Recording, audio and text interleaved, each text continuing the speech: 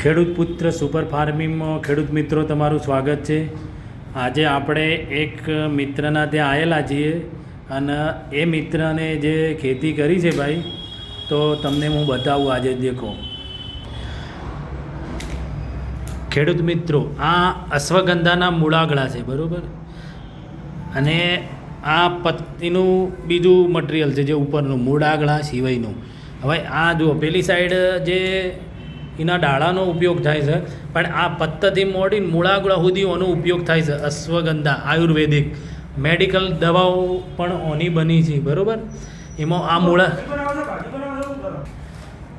ભારતીય સંસ્કૃતિની અંદર, આપણા દેશની અંદર જે આ અશ્વગંધા છે એનું બહુ મહત્ત્વ છે.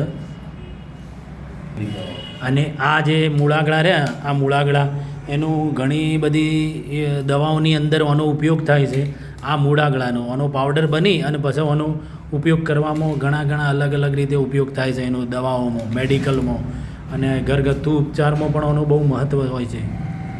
ખેડૂત મિત્રો, અને આની જે ડાળી રહી, પેલી રહીએ, બરાબર, એનો આપણા શરીરની અંદર જે વજન મેન્ટેન કરવા માટેનો પણ બહુ ઉપયોગ થાય છે. બીજા ઘણા ઉપયોગો થાય છે, પણ આ વધારે ઉપયોગ થાય છે. એની જે ડાળી કામ આવે છે, બરાબર. બીજું કે આ જે આ આયુર્વેદિક અશ્વગંધાનો ઘણો ઉપયોગ થાય છે. તાકાત અને ઉર્જા માટે શરીરની શક્તિ આપે છે. થાક ઓછો લાગે છે. દિમાગ અને શાંતિ આપે છે. ઊંઘ સારી આવે એવું આ બધા અશ્વગંધાનો ઉપયોગ બહુ કરવામાં આવે છે.